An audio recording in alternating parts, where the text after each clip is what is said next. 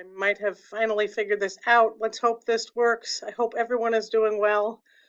I can't wait to see all of you this week. We're going to set up a video chat and have snack virtually and talk to each other.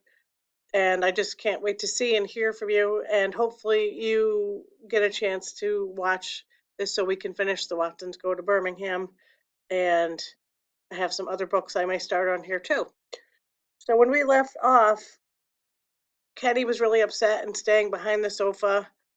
And it was because he was so upset about what he saw in the church in Birmingham. So it's Kenny talking, and he says, I never noticed what a little crybaby she was. Every time you turned around, she was threatening to go tell on you or was whining about something or being just a plain old pest. After a while, to get even with her, I wouldn't even look at her. I only wanted to come out of the world famous Watson Pet Hospital to eat and to go to the bathroom. I even started going into it after Mom and Daddy went to bed at night. I started sleeping there. I spent so much time that Byron finally figured out where I was going. I want you to think about what I'm about to read that Byron is doing and think about how he was at the beginning of the book. He is obviously loves his brother. I looked up one day, and there were his eyeballs staring down at me. Hi, Bye. Hi, Kenny. So this is where you've been hanging out, huh? You gonna tell on me? Man, when have you ever known me to be a snitch? Never, I said. You're right. He just kept looking at me. You want me to get you something to eat? Uh-uh. Byron walked over and turned on the TV and then stuck his head back behind the couch. You want to watch some TV? Uh-uh. His head disappeared and he watched Bat Fink. When the show was over, his head came back. I'm going to play some ball. You want to come? I'll come in a minute. But he looked like he didn't believe me and just said, cool, later. Even though Byron had a reputation for not being a snitch, I got the feeling he told on me. When they sat on the couch, Mama and Dad quit talking like nobody was around and got real careful about what they said. They started saying stuff about how proud they were of me and what a nice kid I was and junk like that, but it sounded like they'd been practicing what to say. I turned my ears off when they came around.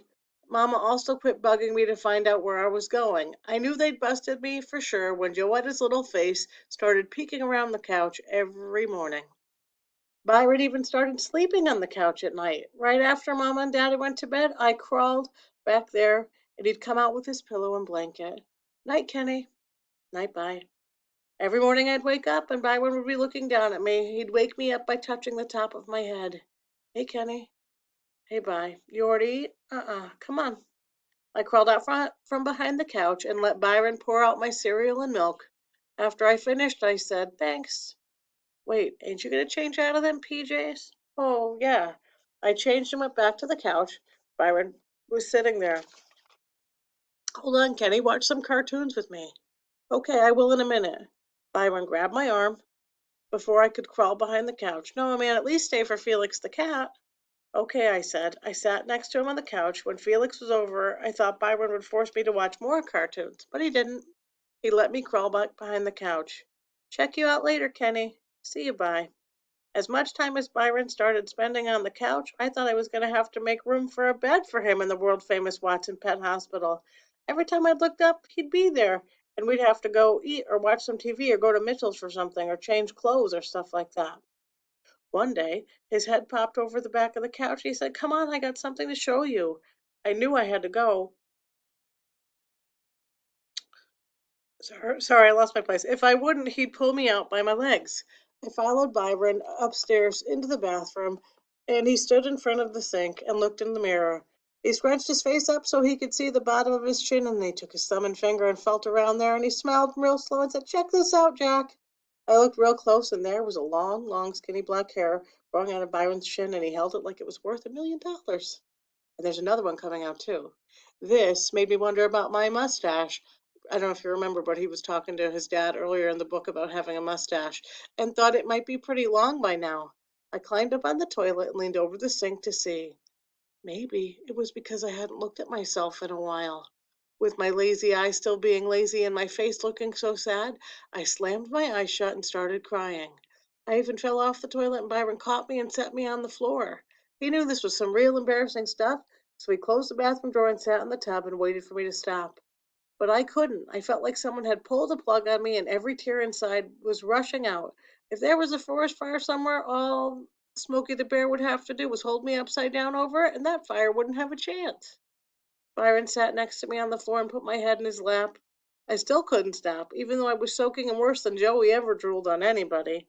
It was real embarrassing. I'm sorry, Bye. Oh, be quiet and cry if you want. And that sounded like a real good idea, so I did.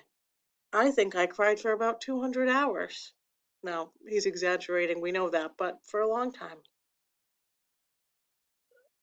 Why would they do that, Byron? I was sounding real bad. My throat was jumping around in my neck and making a bunch of weird noises. Why would they hurt some little kids like that?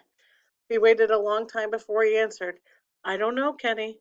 Mama and Dad say they can't help themselves. They did it because they're sick. But I don't know. I never heard of no sickness that makes you hurt people because you don't want them in your school. I don't think they're sick at all. I think they just let hate eat them up and turn them into monsters. But it's okay now. They can't hurt you here. It's all right. So I'm going to stop here and I will do another video another day with the next part. I hope you have a great day.